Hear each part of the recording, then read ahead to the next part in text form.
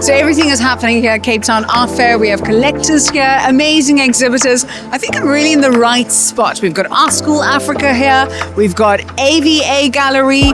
Everyone, Norval, Zeitz. It really feels like prime real estate. But again, the big thing for me about Cape Town Art Fair is bringing so many visitors from near and far and to experience contemporary African art.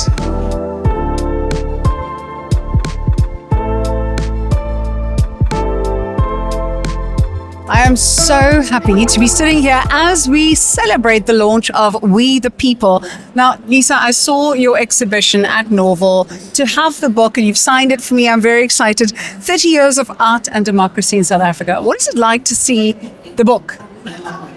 Labor of love. Yes, labor of love and relief, primarily. No, actually, it's been a great project to work on. The book is, it's not really a catalogue of the exhibition. I kind of expanded the exhibition, so it's really a book.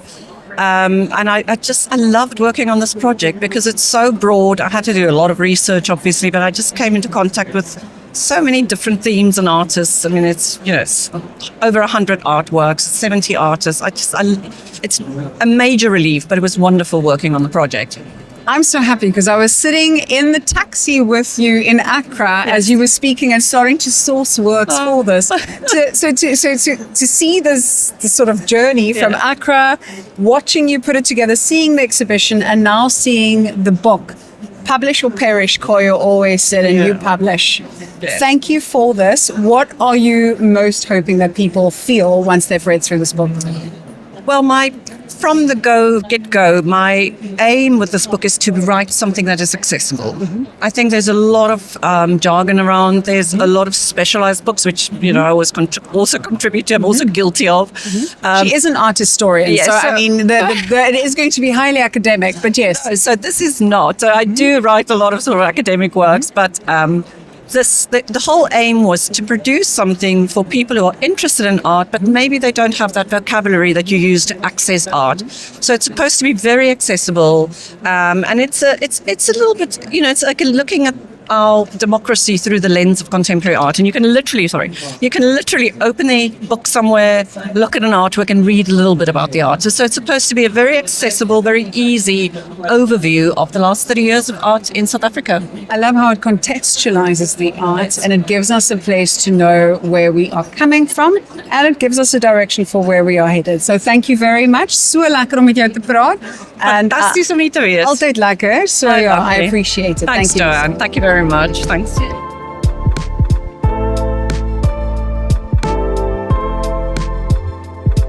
I have no words to describe how grateful I am to see you and to experience your work in the atrium at the Zeitz and to call you somebody who I consider a friend. Rita, welcome home. Thank you. Please tell me your incredible piece that you did for the atrium at Zeitz. Yes. Your exhibition, One Must Be Seated. I know, South Africa's my home. South Africa loves you. Yes. But tell me, I mean, for me, the whole process of coronation, I think that to me was so interesting to understand that culture. Yes. And then to see it all culminating now with a commission. Tell me about your journey. It's been a full circle moment. I mean, having my first museum show at Zeitz truly changed my life. And I think it was also a way for people from in South Africa, globally, the Ghanaians in South Africa as well, to come and also feel that their culture is being presented. Yes. But also being able to see other cultures that's we do something similar within the process of becoming a chief, or how even the emotions that people were saying, Rita, I came to your show, I started crying. I'm like,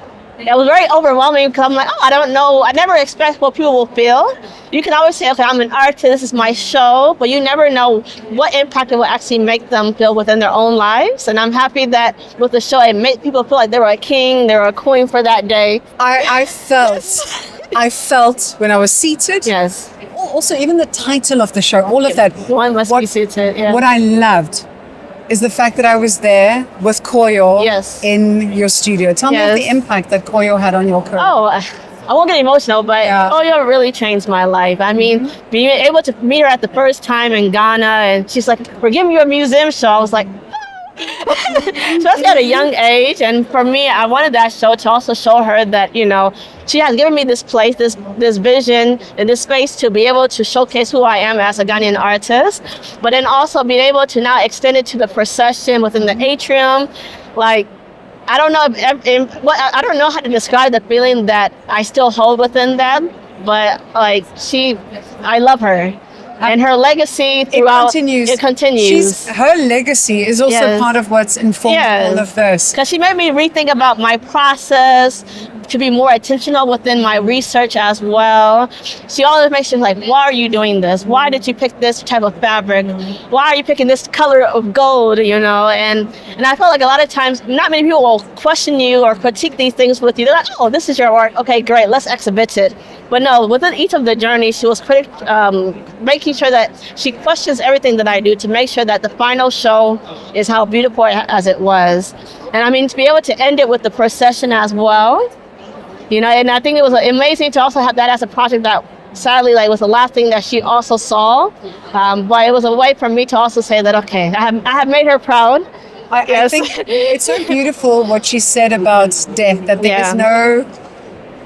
She's with us. Yes. So forever and ever. She's with us. So I'm so grateful that I was there to see that and to see your incredible piece in the atrium. Thank you so much for honoring me with your time. Welcome home to your second home in Cape Town. Thank you so much.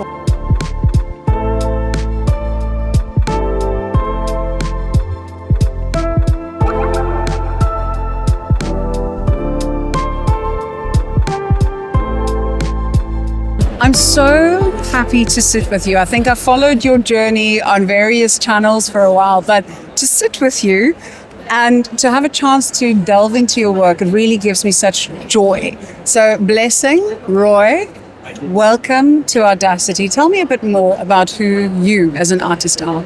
Oh, wow. First and foremost, I would love to take this moment to be grateful, to be interviewed, to speak about my practice, and also to give back as much as I can. So my name is Kamohelo Blessing Roy, hailing from Soweto, Johannesburg, South Africa, born in 2001. I'm a practicing artist, mainly specializing in acrylic and mixed media to confront themes such as history, identity, belonging, and dignity. So my practice is always evolving, and I'm trying as much as I can to be as honest as possible to the practice and to bring the human experience to the painting as well. So that's much of me, and I give thanks to the love, the guidance, the mentorship, things that go behind closed doors, because they all make this art fair, this industry, this ecosystem possible through artists, through galleries, through collectors. So I'm grateful for the opportunity and the love. So it's so beautiful to speak to you because, again, as you've just acknowledged, yes, it is an ecosystem. Most definitely. It is an ecosystem that needs us all to invest in it. And I think we all need to do our part. Yes. I think I try to use my voice to amplify the voices of those who speak through their work and to try and make art more accessible. But there's almost a beautiful vulnerability to your work. For example, the works that you've displayed here at Cape Town Art Fair. I felt that the works resonated with me on so many levels for so many reasons. Why these particular works? Why do they stand out for you? So I'm not much of a reader. I did history in school, in secondary school, and it's the only subject where I scored a distinction out of it, you know.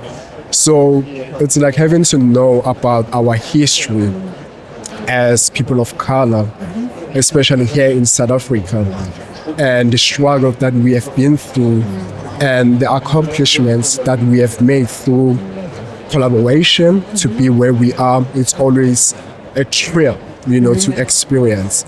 So I've came across a photo on internet, right? It was dated 1956, if I'm not mistaken. It was a very young, beautiful lady dressed elegantly, waiting on a bus stop, right? And there were so many people also dressed in suits, you know, and this way, like township, if I'm not mistaken, maybe Sophia Town at that time. And she was waiting for her man to come from work. So as I started to navigate the world of fashion and why we as people of color have that style, everything that we do it with style, but it's also intentional to it. You know? There's a story we're Yes, telling. there's a story that we are telling. So for us to be taken seriously in cities and even in our townships, we had to present ourselves at the level best.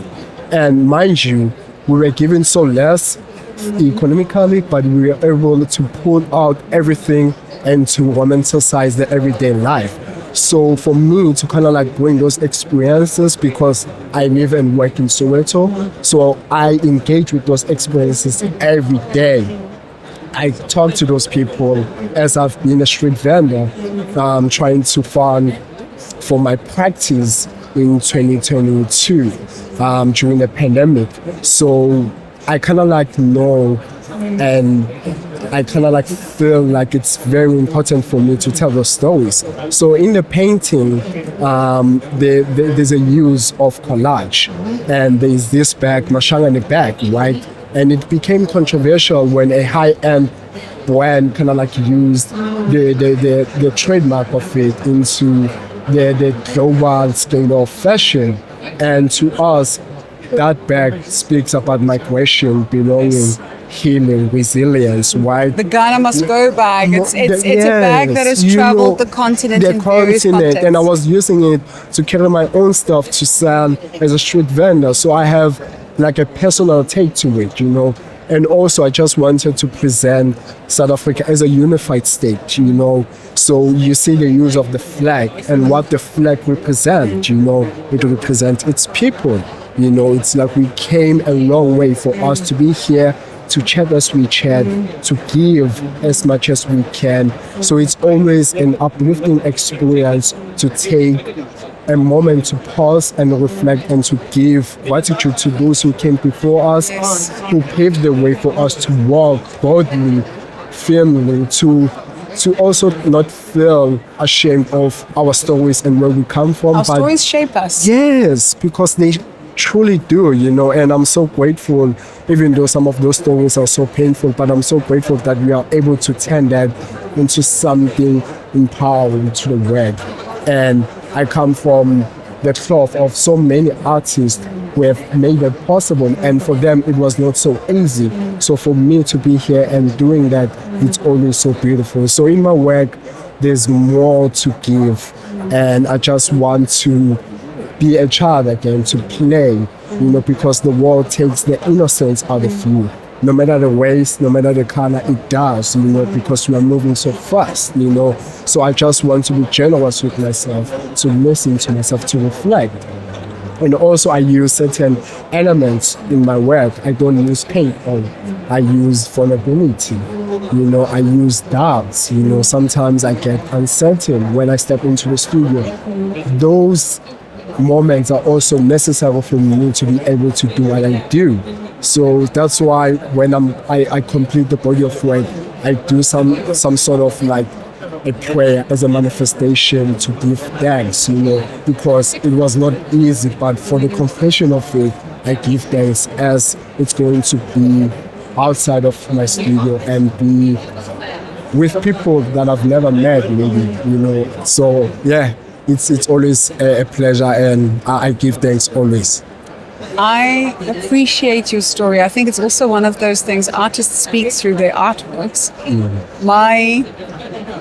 What I try to do is to bring those stories to the fore by having these conversations. And I just wanted to tell you, when I was looking at the pieces exhibited here, that Edgar's bag, the flag, the one with the lady looking, she's not looking directly at camera, but she's wearing a crown. It made me think of the time that I didn't have money to buy clothes to enter Miss South Africa. And my mom and I went, and from various retailers, we got clothing that we bought, but we had to return because we couldn't pay it off. And I look at that, and again, you speak about vulnerability. We all had to suffer these vulnerabilities and go through all of this, but we emerged stronger. So thank you for reflecting that. It's always a delight it's always a beautiful experience. I mean, I always say it takes a village to raise a child, and it takes a lot, but through community, things are possible. And I respect your story as well, I respect the love, the support that you got from your family to give birth to such a global star that you are today, because those experiences shaped who you are today, and for me to kind of like do that in a painting, and for you with your own experiences to connect, yes. It's always so beautiful because I had my own take. They asked me why I use fashion in my art, and most of the times what we inherit from our parents, it's not much, and we have style, and clothing, it's always something that it's always there, so I try to romanticize something that people maybe would say, clothes, So I'm trying to kind of like, put it in a positive light, because clothes, they play a huge role on shaping culture and also your mindset as a person. I believe that each and every person is a creator, it's just that I prefer to do this as a profession. When you wake up, when you dress yourself, that's part of a creation on its own. So we are connecting with the universe in some way, and it's always so beautiful to kind of like be part of that. So I always give thanks, and thank you so much for your story and for you to align with the work. I appreciate each and everything. Thank you. Hello, Blessing Roy. Thank you for being part of the story. It's my pleasure. Thank you so much.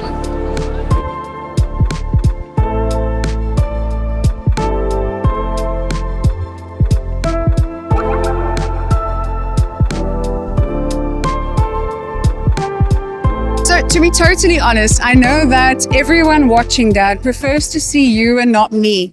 So I am using my dad a bit because I wanted to introduce the foundation, which is called MOCAA. It's just as much plastica, but this is a little bit of a tribute to Mom as well and our ancestors. Axim altyd my puppy, we are our ancestors' biggest dreams. This is your first Cape Town Art Fair. How does it feel? Absolutely. No, I'm overwhelmed. I can't even pronounce it, so overwhelmed I am. But I never thought that there's such a lot of people interested in this event. Wow, wow. This is the thing. I want to take you for a proper walkabout because art is something that we've grown up, but maybe subconsciously. Jy het vir my baie geleer oor kuns ook. So let's go and have a look around, and I want to see what you like at Cape Town Art Fair. Absolutely, Come. absolutely. Right. Yeah. Dit is nou 'n vernissage. Daddy? A What is vernissage is the first day of the art fair. She runs Cape Town Art Fair. She's amazing. I was in I've seen that Rwanda on the with her. program. Yes. So she is responsible for bringing all these amazing galleries to Cape Town.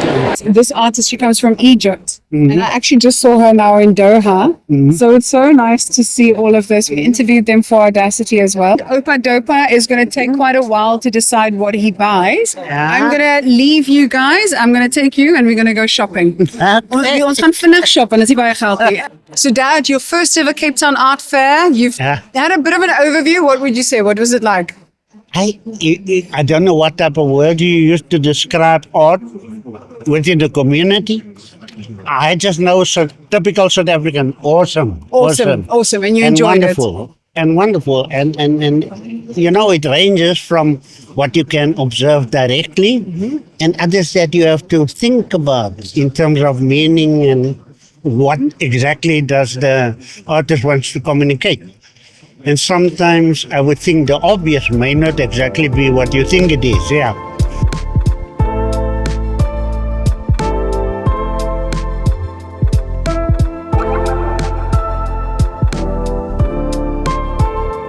Pinky, I'm so glad to be here with you. It's the start of Cape Town Art Fair and BMW and the Centre for Art Education. So many amazing projects happening here. How does it feel? So exciting to be in Cape Town, Joanne.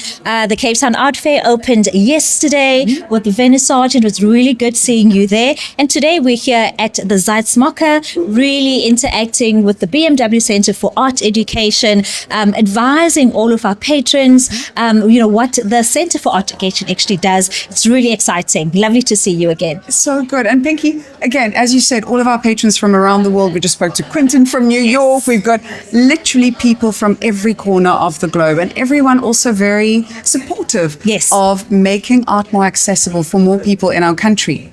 Tell me about BMW's involvement in art over the years. Yeah. So BMW has been involved in the art space for over 50 years now. In fact, in this year, we are celebrating 50 years of BMW art cars. BMW is very passionate about the arts, and particularly arts education. So this was a no-brainer for BMW to partner up with the BMW for Center for Art Education. We're in our BMW branded colors. So our blood is blue. Our blood is blue. Love it. Love it. Really exciting to see what the exhibition is all about today. Fantastic. And we will be going downstairs as well to spend a little bit of time at the center.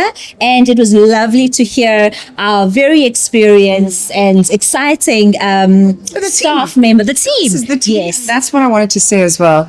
I remember being here when the center opened up, when we did the whole renaming, and it was in this room that we shared the message. And absolutely, you've kept all of the promises you made. So thank you. Thank you so much for having us, Joanne. Awesome.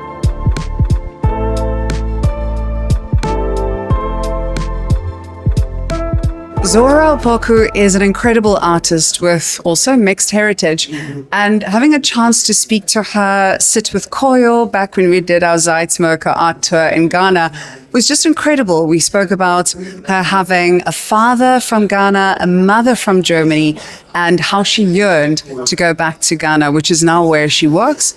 And to me, it was just so amazing to watch this exhibition being dreamt up and then seeing this work, which was made specifically for her.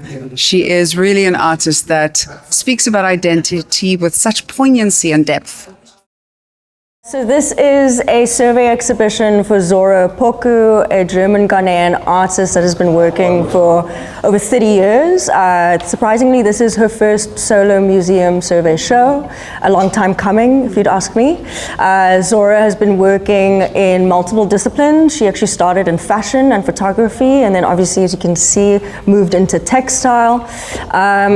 We focused as a survey exhibition on the last 10 years of her practice. So we're looking at a decade, with the oldest work in the exhibition being from 2015, and the newest being that one behind you, which you produced especially for this exhibition.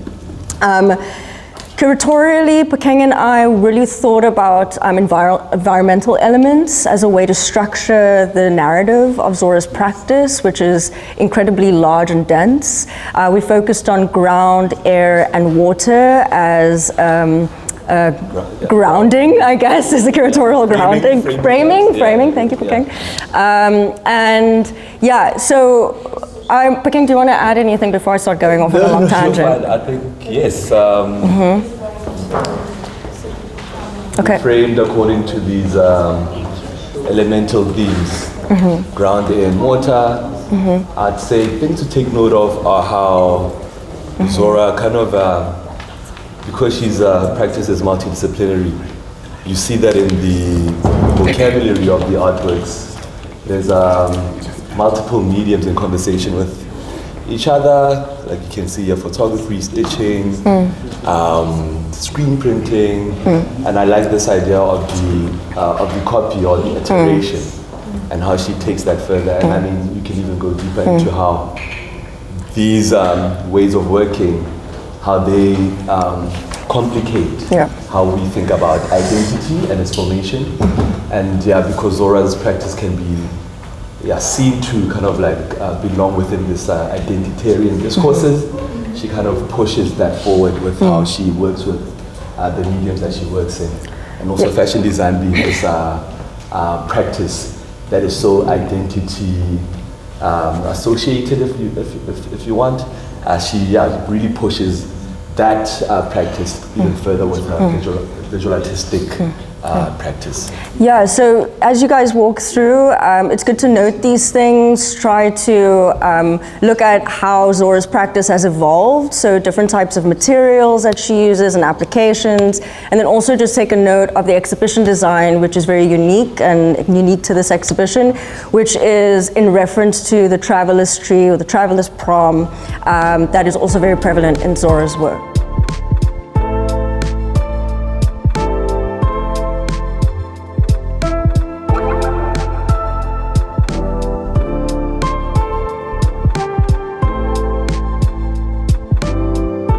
so happy to chat to you. Like, you've literally, to me, personified what I think it means to open up art for all.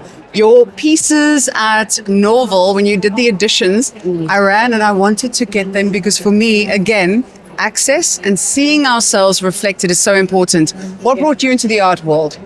What brought me into the art world is that I never had a choice.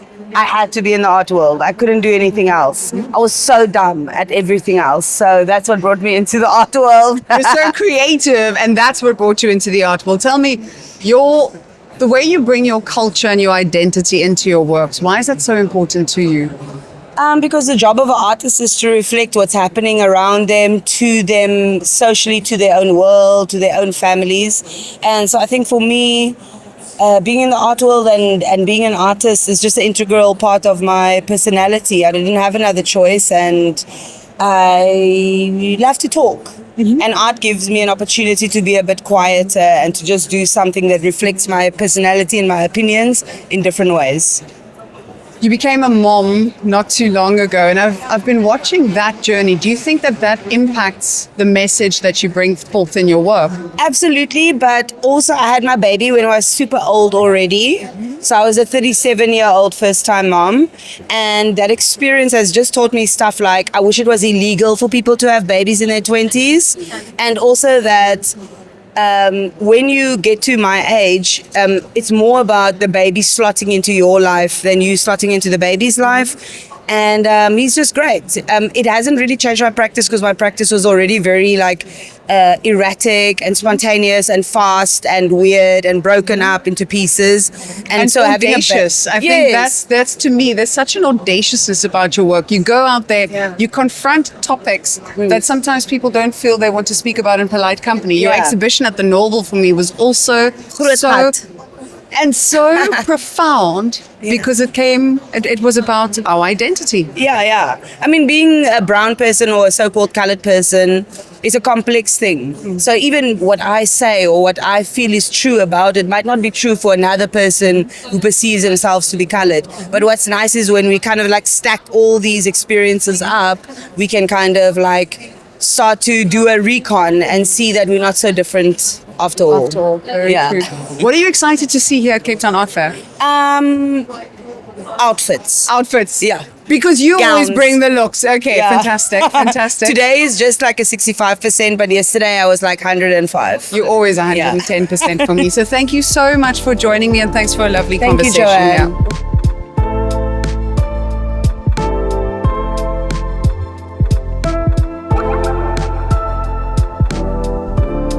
Banele, I'm so happy that you're here because you've been such a part of my journey, and you're in my collection as well. I'm so honored to have one of your beautiful pieces, which it makes me pause every day.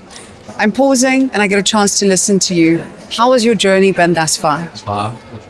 Thank you, Joanne, first of all. And I think you've also been a great part of my journey, growing up watching you on TV.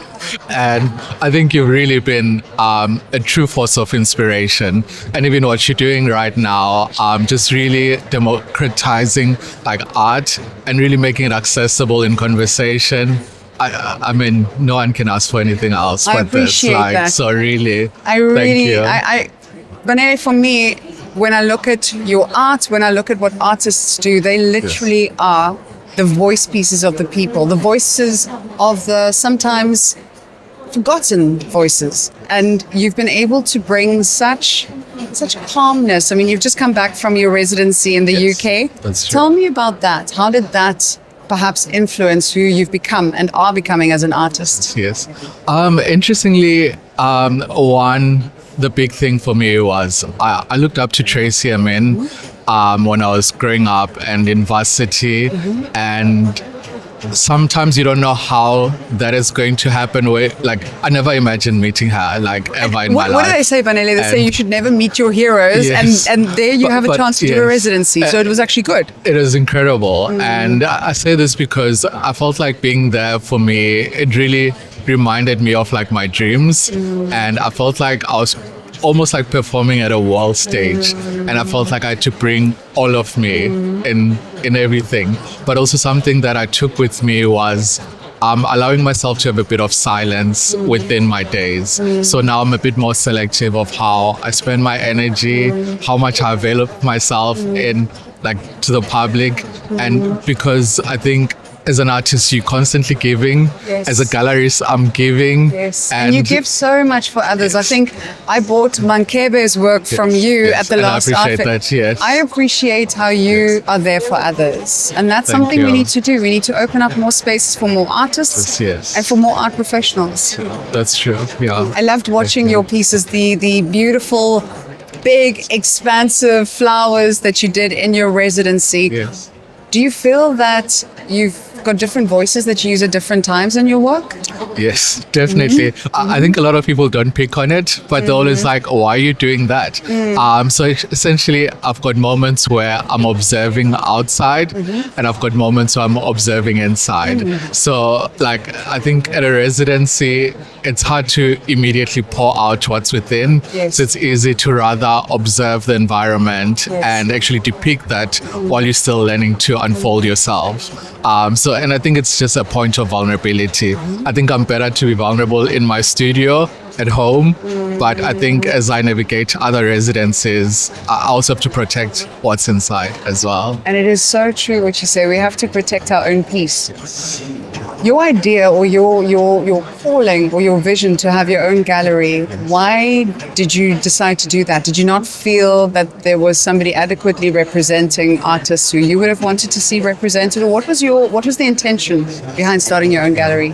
The intention of the gallery was to create a home. And I think I was looking for a home at that time.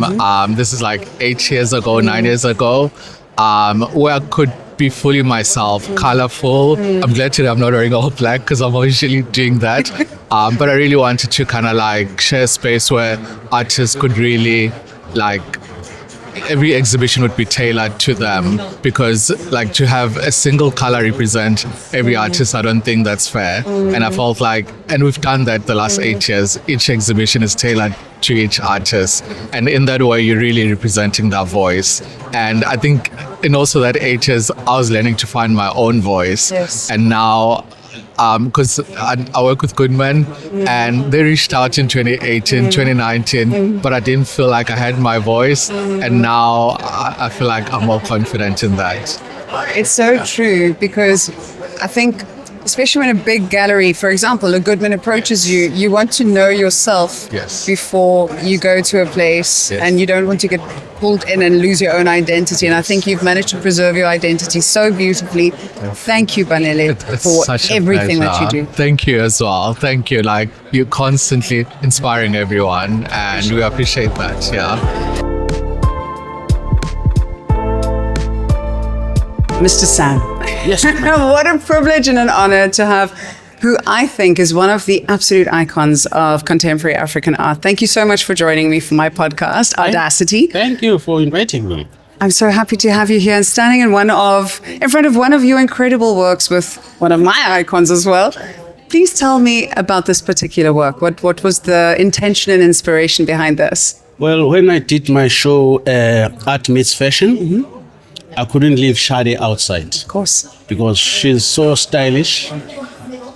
Let's not talk about the music because she's on top. Yes. But I like the way she looks and like dresses. And then I had to sort of like do it my way and dress her up in this like, I would say, beautiful space where I designed the chair and the couch and the room and hung one of my old pieces to just like blend who Shade is. And that's the thing, you blend so well. I think one of my favorite pieces that you've done is also at Element House, and you've got the musicians there. I remember one of your pieces was also auctioned at the Imibala Trust last year with the Rupert family. The way you blend music, fashion, what has art always been to you? Is it a remedy, or is it music that you play? What would you define art for you? It's everything. It's everything. And mind you, I don't create any painting without listening to jazz music. And not just jazz music on iPhone or etc., but vinyls. I love a vinyl. I love a good vinyl. Absolutely. So I'm at peace when I'm doing artwork, chilling with some jazz background.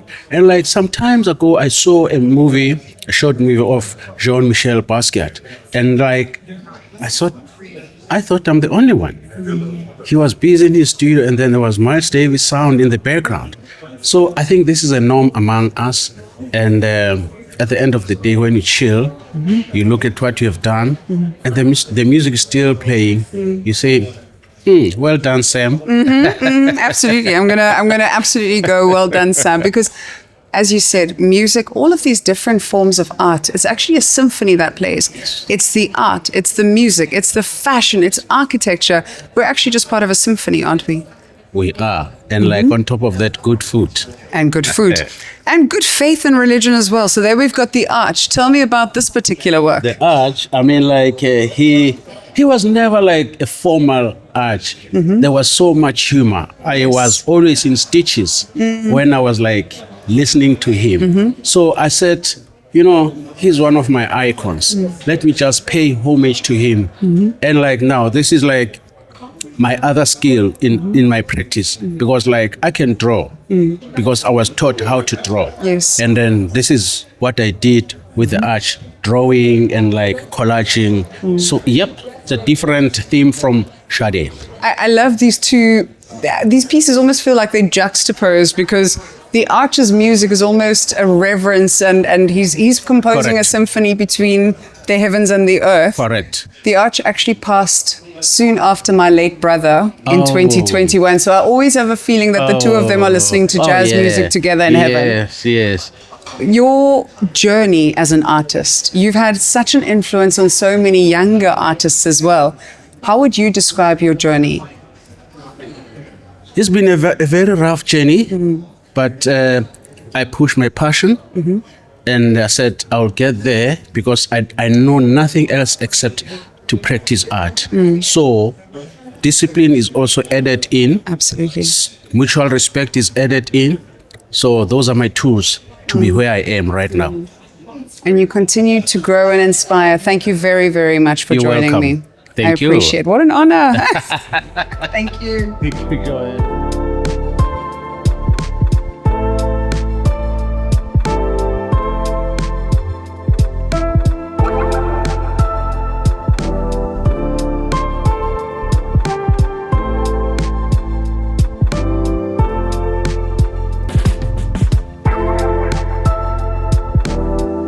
So good to see you, and thank you for taking time in this busy art fair to come and sit down with me and ARTdacity. Thank you. Yeah, it's an honor.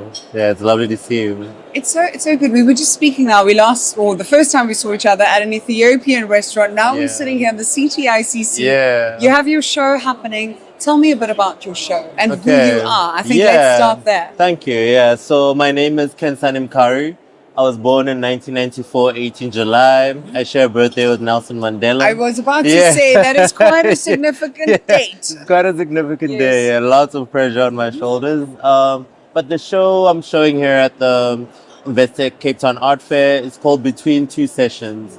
So Between Two Sessions, the title comes from this idea of the interval. I was traveling between Joburg, Accra, Nigeria, and Austria while making those works. So I would come to Joburg every time between my trips, and I'd go to the studio that was offered up to me by David Kurt. And what I love about that studio is it's a collective space. So it's very generative in that way.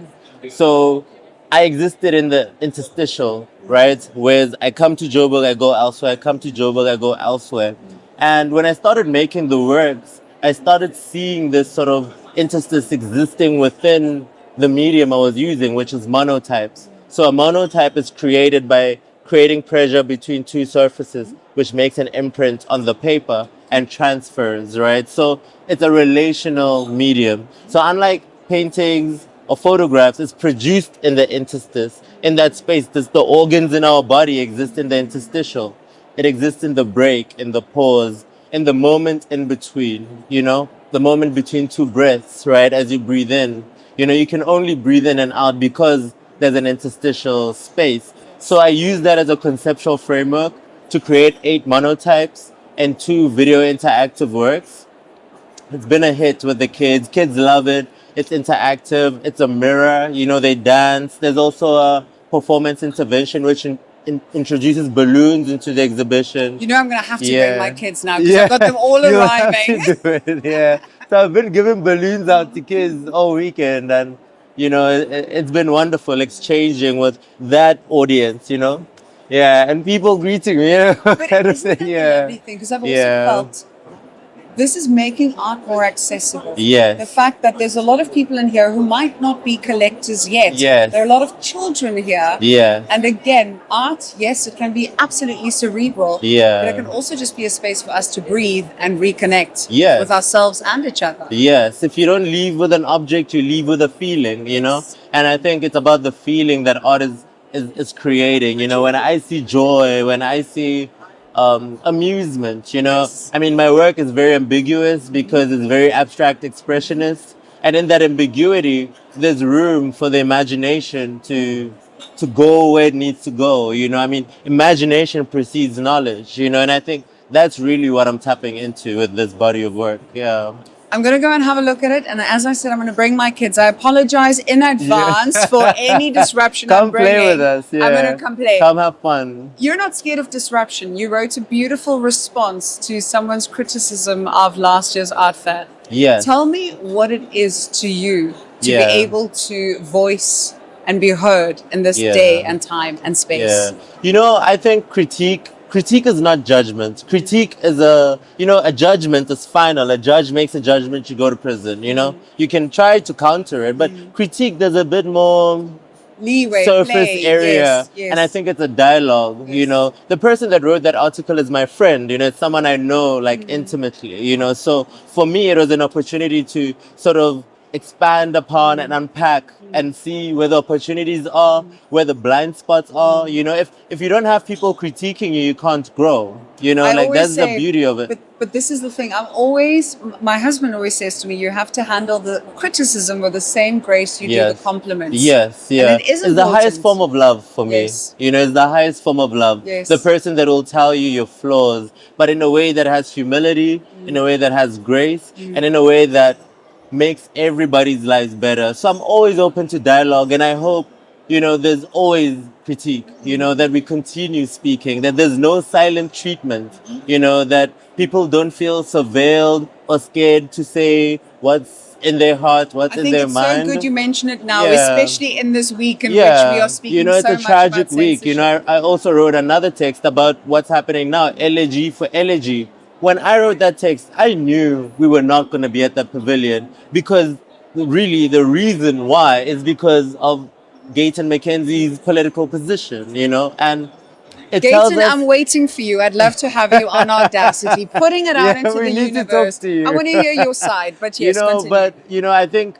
it's a moment for reflection for all of us, you know, to sort of be like we're giving these people power. The word democracy comes from the Greek word demos and krasia, people power. We need to be more conscious about who we give our agency to, you know, as South Africans. You know, we're voting soon.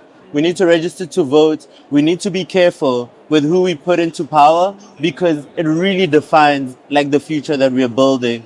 Art is so important. I think of it as a way of sending messages to children of the future about our guys, our present moment, you know, what we celebrated, what made us sad, what, you know, all of those aspects that make us human, you know, and I think, you know what? This is a big opportunity at the same time as it's, you know, coincidental oppositorium, opposites coming together to create something new.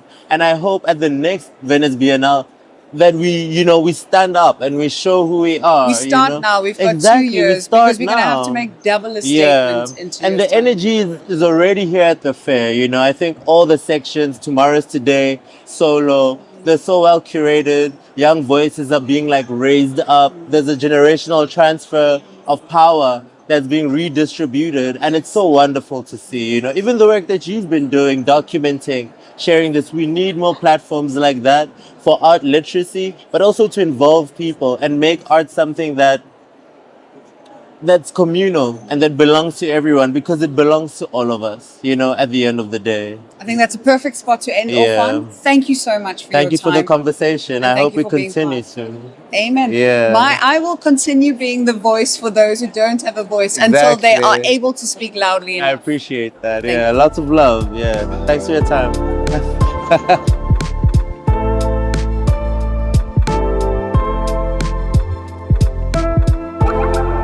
Thank you so much for taking time to speak. I mean, it's been beautiful to watch everything growing and blossoming in your career. Tell me firstly, for those who don't know, how would you introduce yourself? Okay, my name is Ayabonga Makadu Nchongwana from Langa, and I was born from Umtata. Then I recently moved to Cape Town just to pursue my career in art. So what really pushed me to Cape Town, I wanted to explore the difference between living in the Eastern Cape and coming to Cape Town. Because where I'm from, it's not easy to pursue art because we don't have studios, we don't have role models and artists. So I had to come to Cape Town just to find my space and where I belong. So this is why I came here. And your experience, I mean, you've seen Cape Town Art Fair, you're part of it now. What has the experience been like for you to watch how there's sort of a new cohort, I would say, of collectors coming about? Honestly, for me, everything that's happened now, it's something that should have been done long time ago. I feel like there's a lot that's changed. It's only positive vibes, only a lot of curators that know what they're looking for and they know what kind of art that they want. And being here in Cape Town, it simply means that they are seeing something big in Cape Town. And these curators are not just people who love art, are people who resonate and believe in art. It has been amazing. When you speak about the curators, they are literally, I mean, I've seen so many curators from so many international museums. Last night we had the Zeitz fundraiser, and it's really exciting, and it's sort of, it just, I can almost feel that Koyo's here because I can see her vision is really being fulfilled. We have the artists being announced this week for the Venice Biennale. Are there any artists in particular that you hope to see there, that you think personify playing in minor keys?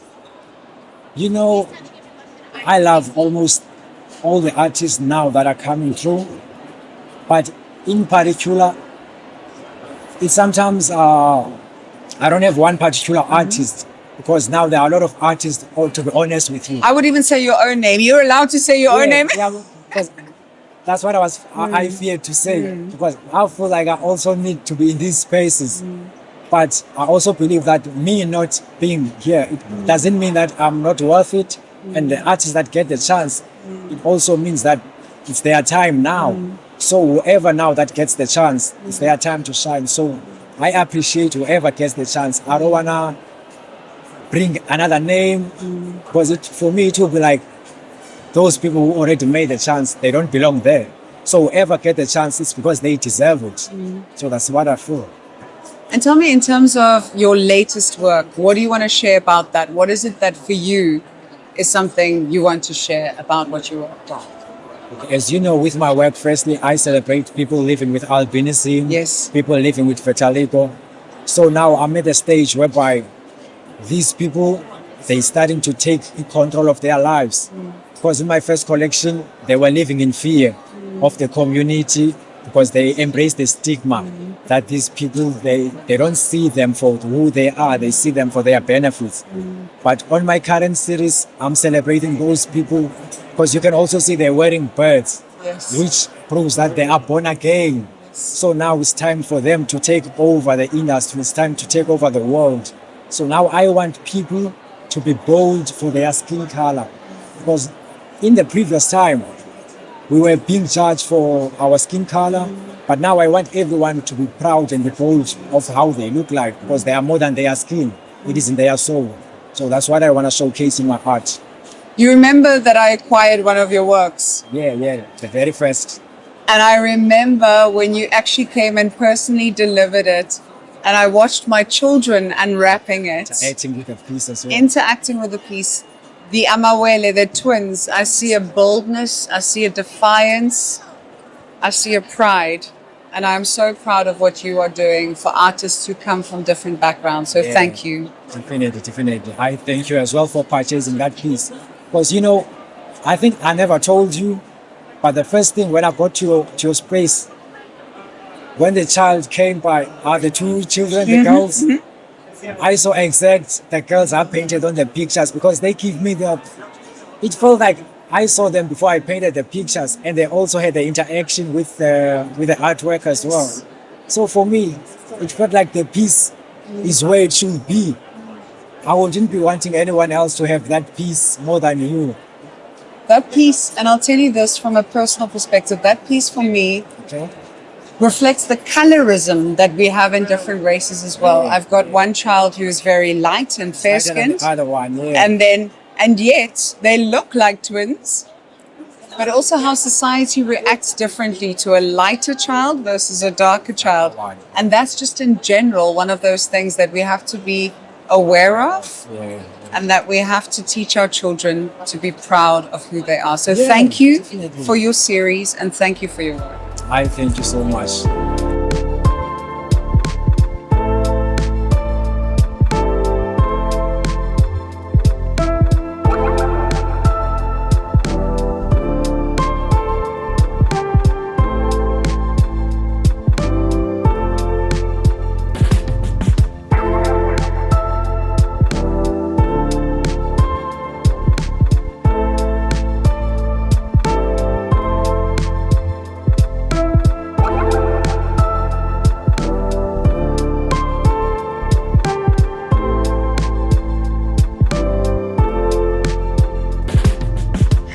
The Zeitz annual fundraising gala is always one of the most anticipated events in Cape Town Art Fair Week. And I'm so delighted. For the past 3 years, I've been hosting it. And tonight, I get to be part of the hosting committee alongside absolute luminaries like Albie Sachs, Vanessa September, Roger Ross Williams, Acha Leke. I mean, how lucky am I? So please join me as I take you on a sneak peek. As you can see, the tables are set. We're in the atrium. Rita, the artist, is present. So absolutely amazing. We'll have some of the continent's most incredible artists, and of course from across the world. So very excited to be here. Join me.